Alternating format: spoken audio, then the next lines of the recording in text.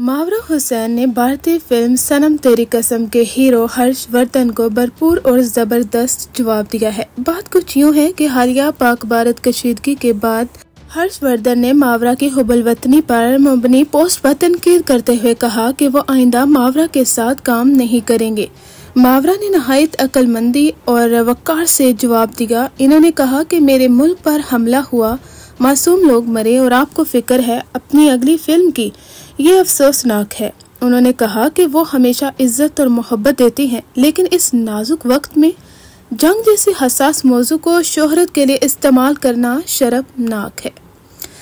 मावरा ने अपनी बात खत्म करते हुए कहा कि मेरा मुल्क सबसे पहले है, पाकिस्तान जिंदाबाद। यानी भारतीय एक्टर और एक्ट्रेस इस हद तक गिर जाते हैं कि इस तरह की नाजुक सूरत हाल पर भी उन्हें अपनी कैरियर की पड़ी हुई है। और जब मावरा ने अपने पाकिस्तान के बारे में आवाज बुलंद की तो उन्होंने उल्टा ये कह दिया कि तुमने भारत को तनकीद का निशाना बनाया है, इस वजह से मैं तुम्हारे साथ सनम तेरी कसम 2 में काम नहीं करूंगा। जैसे कि मावरा तो मरी जा रही है ना उस लड़के के साथ काम करने में, और उसकी क्या औकात है, ये उसने अपने इंस्टा पर पोस्ट शेयर करके बता दिया। यानी जंग जैसी नाजुक सूरत हाल में जहां पर पाक भारत की कशीदगी चल रही है, वहां पर इन्हें अपनी फिल्म्स की पड़ रही है। यहाँ पर हमें मावरा हुसैन को काफी ज्यादा सराहना चाहिए, जिस तरह से उन्होंने जबरदस्त तरीके से और बड़े ही इज्जत और वकार के दायरे में रहते हुए हर्षवर्धन को जवाब दिया है। बात करते हैं सनम सईद की, जिन्होंने खुशखबरी सुनाई है अपने फैंस को, वो भी अपने मदर डे पर, कि वो भी जल्द मदर बनने वाली हैं। पाकिस्तान की मशहूर और बासलाहियत अदाकार सनम सईद ने अपनी फैंस को बहुत बड़ी खुशखबरी सुनाई अपने सोशल मीडिया पर। कुछ अरसे से लोग मुख्तलिफ तकरीबात में सनम की तस्वीरें देखकर अंदाजे लगा रहे थे, जैसा कि लोग अक्सर अंदाजे लगाते रहते हैं, जैसे कि अमन मिनाल के साथ भी यही सब कुछ हुआ था। ज्यादातर लोगों ने उनकी प्राइवेसी का एहतराम किया और कोई गैर मुसद्दका तस्वीर शेयर नहीं की। मदर डे पर न सिर्फ सनम ने अपनी मां को खराज तहसीन पेश किया, बल्कि ये खुशखबरी भी दी कि वो भी जल्द मदर बनने वाली हैं। उन्होंने लिखा कि वो चाहती है कि वो भी अपनी माँ की तरह मोहब्बत करने वाली और ख्याल रखने वाली मदर बने। यहाँ तक कि सनम ने इस मौके पर अपनी कुछ खूबसूरत और यादगार तस्वीरें भी शेयर की, जिनमें उनकी खुशी साफ नजर आ रही है। हमारी तरफ से सनम सईद और मोही मिर्जा को दिल की गहराइयों से बहुत बहुत मुबारक हो और अल्लाह उनके इस नए सफर को खुशियों से भर दे। मंशा पाशा ने आहर खुलकर पॉडकास्ट में अपनी पहली शादी की नाकामी और दूसरी शादी की खुशियों पर खुलकर बात की है। मंशा पाशा ने अहमद अली भट्ट की पॉडकास्ट एक्सक्यूज मी में शिरकत की और कहा कि उनकी पहली शादी उस वक्त हुई जब वो खुद जिंदगी के बारे में कंफ्यूज थी। उनका कहना था कि उनकी अपनी मर्जी से किया गया फैसला था और वो उसे किसी की गलती नहीं समझती। उन्होंने कहा कि वो वक्त उनकी जिंदगी का एक मुश्किल और गैर यकीनी दौर था, लेकिन उस तजर्बे ने इन्हें सीखने, बदलने और खुद को समझने का मौका दिया। मंशा ने इतराफ किया कि पहले वो खुद पर बहुत इल्जाम देती थी, लेकिन उस तजर्बे के बाद उन्हें खुद एतमादी मिली और अपनी असल शख्सियत का शऊर पैदा हुआ।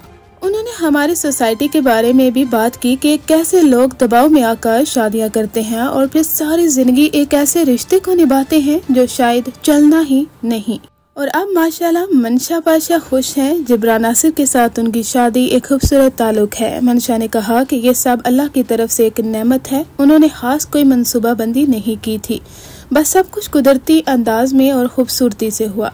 उनका पैगाम ये है कि खुद पर भरोसा करें। वक्त के साथ इंसान खुद को बेहतर तौर पर जानने लगता है और जो भी हो अल्लाह पर यकीन रखें। पहले कभी मंशा पाशा ने इस तरह से खुलकर बात नहीं की। आप उनका फुल इंटरव्यू अहमद अली भट्ट की पॉडकास्ट में देख सकते हैं, जहां पर उन्होंने अपनी जिंदगी का तजर्बा लोगों के साथ शेयर किया है। हो सकता है कि आप भी उससे कुछ सबक हासिल कर सकें। जरूरी नहीं है कि अगर एक शख्स की शादी नाकाम चली है तो वो अपनी जिंदगी को खत्म करके बिल्कुल बेबस होकर बैठ जाए, बल्कि उसे भी जीने का हक हासिल है। उसे अपनी जिंदगी को दोबारा से शुरू करना चाहिए, क्योंकि ये जिंदगी एक बहुत बड़ी नेमत है अल्लाह की तरफ से। अब हम बात करेंगे जुड़वा ड्रामे में आने वाली सारा और ज़ारा की फुफ्फो फरहत बेगम, जिनका किरदार नहायत ही नेगेटिव है उस ड्रामे में, और लोग काफी ज्यादा नफरत कर रहे हैं इस किरदार से, क्योंकि वो फुफ्फो दोनों बेटियों को अलग कर देती है, एक को अपनी माँ से तो दूसरे को अपनी बाप से, और अब उसे अपने किए का अंजाम जल्द मिलने वाला है। यहाँ पर हम बात कर रहे हैं नादिया हुसैन की, जिन्होंने जुड़वा ड्रामे में इस हद तक मेकअप किया है कि उनके मेकअप और सर्जरी उस पर बहस होना शुरू हो चुकी है। हाल ही में नादिया हुसैन एक और वजह से खबरों की जीनत बनी है। उनके हद से ज्यादा मेकअप और मुबैना प्लास्टिक सर्जरीज की वजह से ड्रामा जुड़वा में नादिया हुसैन के बदले हुए अंदाज ने सोशल मीडिया पर शदीद रद्द-ए-अमल पैदा किया है। कई नाजरीन का कहना है कि उनके चेहरे पर इतनी तब्दीली आ गई है कि वो जज्बाती तासुरात भी सही नहीं दे पाती। एक सारिफ ने तबसरा किया, नादिया हुसैन को क्या हो गया है, फिलर्स और बोटॉक्स ने चेहरा बिगाड़ दिया है। दूसरे ने कहा कि वो इतना ज़्यादा मेकअप करती हैं कि सोचता हूँ बगैर मेकअप कैसी लगती होंगी। एक और तबसरा था कि चेहरे पर इतनी सर्जरी के बाद वो एक्सप्रेशंस भी नहीं दे सकती। कुछ नाजरीन ने उनके अंदाज को फिल्मी विलन या शदीद जो है किसी और करैक्टर से तशबीह दी है, जबकि किसी ने लिखा कि इन्हें कभी इतनी बोटॉक्स की जरूरत ही नहीं थी। यहाँ पर ये बात है कि हमें किसी की शख्सियत पर तनकीद नहीं करनी चाहिए और ना ही उनके फीचर्स के बारे में बात करनी चाहिए, क्योंकि ये उनकी मर्जी है कि वो जो कुछ भी करवाएं, लेकिन जो शक्ल इतनी खूबसूरत होती है उसे सर्जरीज और इस तरह के ट्रीटमेंट से बिगाड़ देना ये भी नहायत बुरा है, और ये माशरे पर भी काफ़ी बुरा असर डालता है, जहाँ पर बहुत सी लड़कियाँ दूसरी एक्टर और एक्ट्रेस से मुतासिर होकर सर्जरीज करवाना शुरू कर देती हैं।